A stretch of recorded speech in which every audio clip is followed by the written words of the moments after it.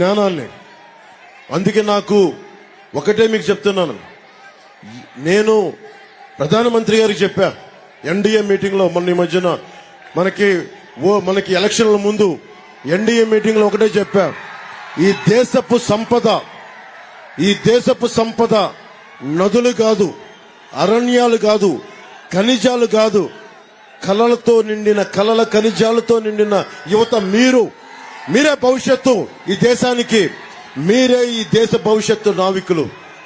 మీకు గనుక సరైన 2047లో మొన్న మిత్ర చంద్రబాబు గారికి కూడా చెప్పా, మీరు 90 దశకం చివరిలో మీరు విజన్ 2020 అంటే నేను చూస్తా ఉండేవాడిని, ఎప్పుడు 2020 వస్తుంది, ఏం జరుగుద్దని చూసేవాడిని. ఇప్పుడు నేను ఆ హైటెక్ సిటీ మాదాపూర్ సిటీ చూస్తుంటే ఆ అభివృద్ధి చూసి అన్ని లక్షల ఉద్యోగాలు వచ్చిన విధానం చూస్తే ఒకరు ఆలోచించాలి. ఒక రాజకీయ నాయకుడు ఒక తరం కోసం ఆలోచించగలిగే శక్తి ఉండాలి. జగన్ ఒక ఎన్నికల కోసం మాత్రమే ఆలోచించగలడు. ఇక్కడ ఉన్న వాళ్ళు అందరం మేము తరం కాదు, 2 తరాల కోసం ఆలోచించే శక్తి ఉన్నవాళ్ళం. మోదీ గారు 2047కి ఆలోచిస్తా ఉన్నారు. భారతదేశం సూపర్ పవర్ అవ్వాలి అంటే మన భారతదేశంలో భాగం ఆంధ్రాలో భాగం భవిష్యత్తు మీరే, సింహభాగం మీరే. మిమ్మల్ని ముందుకు తీసుకెళ్లాలనేదే నేను ఎందుకు తగ్గాను, ఎందుకు ఇంత బలం ఉండి కూడా తగ్గాను, మీ గుండెల్లో ఇంత స్థానం ఉండి కూడా ఎందుకు తగ్గాను అంటే, నేను ఒక్కడి శక్తి సరిపోదు. 5 కోట్ల మందిని మొయ్యాలి అంటే ఒక దేహానికి ఒక రక్తనాళం సరిపోదు, ఒక దేశానికి ఒక నది సరిపోదు, ఒక రాజకీయ ప్రస్థానానికి ఈ ఒక తరం యువతకి చాలా మంది కదిలి రావాలి. రాజకీయ ధురంధరులు వ్యవస్థను నడిపి పబ్లిక్ పాలసీ మీద బలమైన అవగాహన ఉండి చంద్రబాబు గారు ఉన్నారు. దశాబ్ద కాలంగా రోడ్ల మీద తిరుగుతాను నేనున్నాను.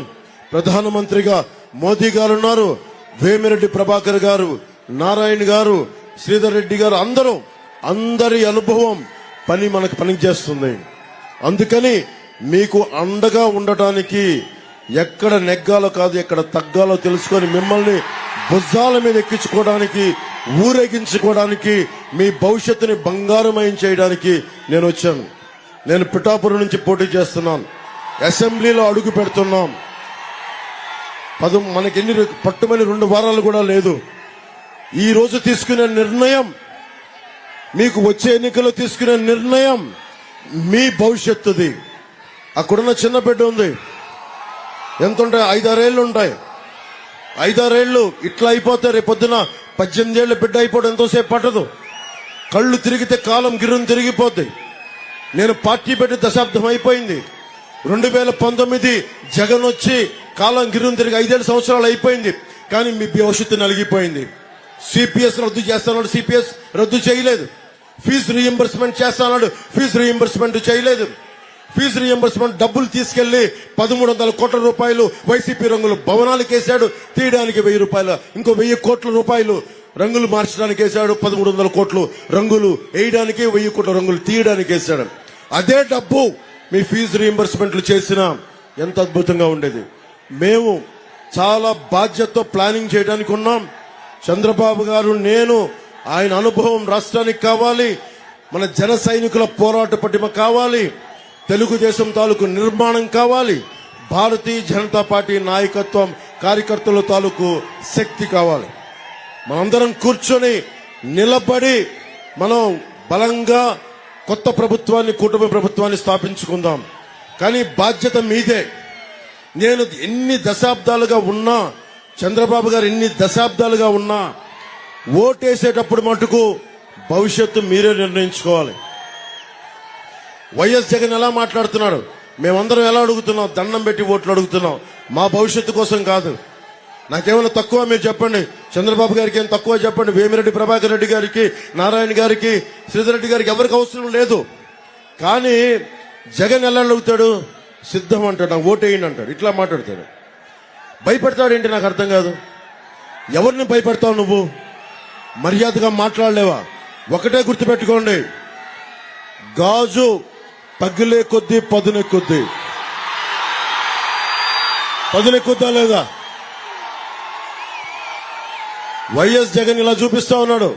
భయపెట్టడం, నమస్కారం పెట్టడం నేర్చుకో జగన్. పద్ధతిగా అడుగు. 2019లో ఇలాగ అడిగావా? ఇలా ఓటేయమని అడిగావా? బెదిరించావా? ఇది పుచ్చలపల్లి సుందరయ్య పుట్టిన ఊరు. ఇది ఆయన తిరిగిన నేల, విప్లవం పుట్టిన నేల. ఇది క్లాస్ వార్ మీద పోరాటం చేసిన నేల. ఇది నేను ఇక్కడ పెరిగినోడిని. క్లాస్ వార్ అంటే నాకు తెలుసు. అడ్డగోలుగా భవన నిర్మాణ కార్మికుల సంక్షేమ నిధిని దోచిన వాడు క్లాస్ వార్ గురించి మాట్లాడుతున్నాడు ఈ రోజున. నేను మీకోసం చెప్తున్నాను, మీకోసం అండగా ఉంటాం, కలిసి పని చేస్తాం, కష్టపడి పని చేస్తాం, మీ భవిష్యత్తుకి అండగా ఉంటామని తెలుసుకుంటున్నాను. జగన్ రాగానే సంవత్సరంలో అందరూ పారిపోతాం అని చెప్పారు. మేము ఈ జగన్ పాలన తట్టుకోలేం, వెళ్ళిపోతామంటే ఎక్కడికి వెళ్ళిపోతాం మనం? ఒక చెట్టు నాలుకున్న పక్షి అయితే, గూడు పెట్టుకున్న పక్షి అయితే ఎగిరిపోద్ది. కానీ మనం వేళ్ళూరు కొనిపోయాం చెట్టుల్లాగా. తుఫాన్ వచ్చినా, భూకంపాలు వచ్చినా ఎక్కడికి వెళ్ళలేం. మనం నేల విడిచి ఎక్కడికి పారిపోతాం? ఈ నది, మన పెన్నా నది ఈ నేలను విడిచి సింహపురిని విడిచి పారిపోద్దా? కష్టాలు వచ్చినప్పుడు పారిపోద్దా పెన్నా నది? కష్టాలు వచ్చినా, జగన్ వచ్చినా, జగన్ అమ్మమ్మ కూడా వచ్చినా మనం పారిపో. ఇక్కడ కూర్చొని నిలబడతాం, పోరాడతాం, చొక్కా పట్టుకొని నిలదీస్తాం, మన హక్కుల్ని సాధించుకుంటాం. ఇది మన హక్కు, మన నేల, మనదే, మన సింహపురి మనదే.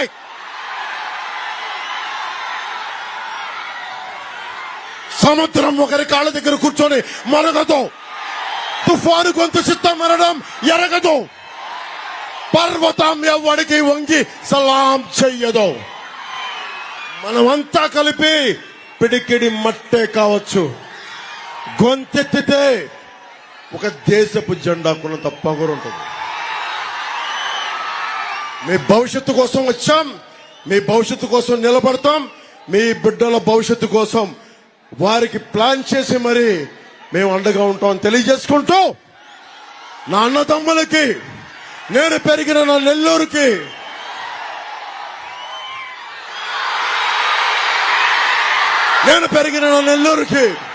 ధన్యవాదాలు తెలుపుకుంటూ సెలవు తీసుకుంటున్నాను.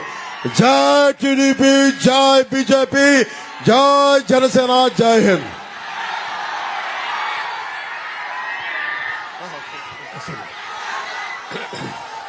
ఇక్కడ తమిళ ఉపన్యాసం విన్న తర్వాత మీరందరూ కూడా ఒకటే విజ్ఞప్తి చేస్తున్నా, 13వ తారీఖున అందరూ ఓటింగ్కి వస్తారా లేదా అని మిమ్మల్ని అడుగుతున్నా. మధ్య తరగతి చదువుకున్న వాళ్ళు ఎండలున్నాయని ఏమైనా అవాయిడ్ చేస్తారా అని మిమ్మల్ని అడుగుతున్నా. తప్పకుండా వస్తామని గట్టిగా చప్పట్లు కూడా చెప్పండి. మీరు రావడమే కాదు, మీ ఇంట్లో అందరిని తీసుకురావాలి. మీ ఇంట్లో వాళ్ళు రావడమే కాదు, మీ పక్క ఇంట్లో అందరూ రావాలి. మీ పక్క ఇంటి వాళ్ళే కాదు, కాలనీలు అందరూ రావాలి. చేస్తారా అని అడుగుతున్నా. పోలింగ్ 95% కావాలి. బ్రతుకుండే వాళ్ళు, ఊర్లో వాళ్ళందరూ ఓటేయాలి. సిద్ధమా మీరు? వైసీపీని ఓడించడానికి సిద్ధమా మీరు? ఇప్పుడే మా తమ్ముడు ఒక ప్లే కార్డు పెట్టుకున్నాడు. సార్, టీటీడీని, తిరుమల తిరుపతి దేవస్థానాన్ని కాపాడండి, వెంకటేశ్వర స్వామిని కాపాడండి. అక్కడే పుట్టా, అక్కడే పెరిగా. వెంకటేశ్వర స్వామి పవిత్రత కాపాడే బాధ్యత నాదని, నాది, పవన్ కళ్యాణ్ గారిది కూడా. తిరుపతి ఎమ్మెల్యేగా మా ఊరైనా గట్టిగా పట్టుబట్టి పవన్ కళ్యాణ్ గారు తీసుకున్నారు జనసేన.